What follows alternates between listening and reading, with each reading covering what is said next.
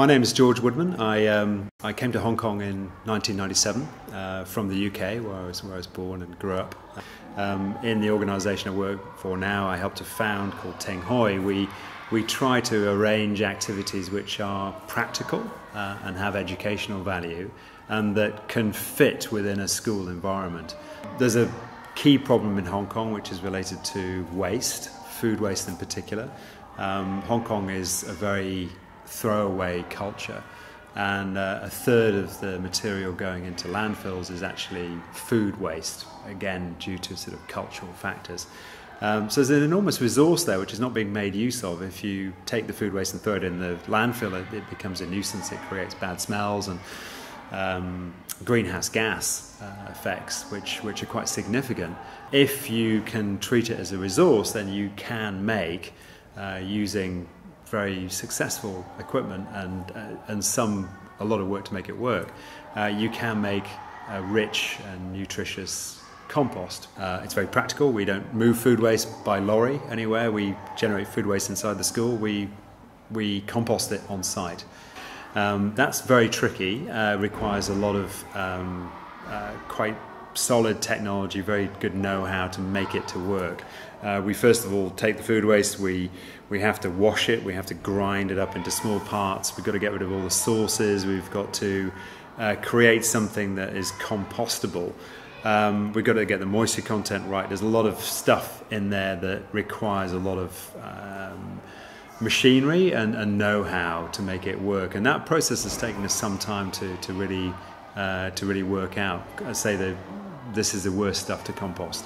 We've now, I think, been pretty successful. We're up at about 90%, I would say, in terms of how well we're doing. I think we've still got a bit of room for improvement in terms of getting the recipe right, but it's not at all easy. Hong Kong food waste is not simple to compost, but you can do it. And the lovely thing about it is that we can take all the food waste. We don't require separation. Everything can be put into one system. What we're really trying to show from this is that you can compost inside an urban environment, and very successfully.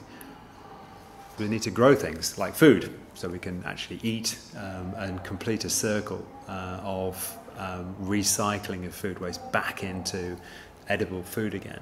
So that process can happen on a small scale inside school, but on a larger scale of the kind of compost that we can create on a big scale from a whole school's food waste, we need to start to partner with the community, i.e. farms, urban farms, to create growing environments where we can grow vegetables which will supply many mouths to feed. Now that's a project that can scale very nicely in Hong Kong and elsewhere as well. It's not government funded at this stage. I would hope that in the long-term future it could be. I mean, the government's got the resources necessary to be able to do this. And if you look at really waste management as a whole in Hong Kong, it's a huge budget item and very pressing problem in Hong Kong terms. It does require solutions.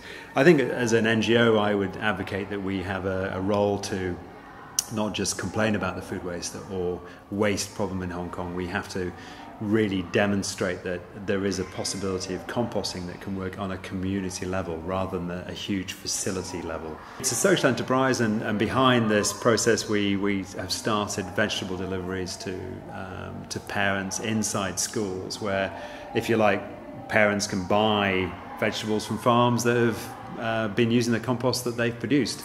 And in the long term, that's exactly what will happen. We'll create compost in schools, it will go to farms or urban farms, it will grow vegetables, and the vegetables will be brought back to the schools for purchase by the parents, instead of buying it from, say, Australia or some other place where it has to be freighted in. So we hope in the long term to create a sort of a resilience in Hong Kong, a food resilience in Hong Kong, and agricultural resilience in Hong Kong.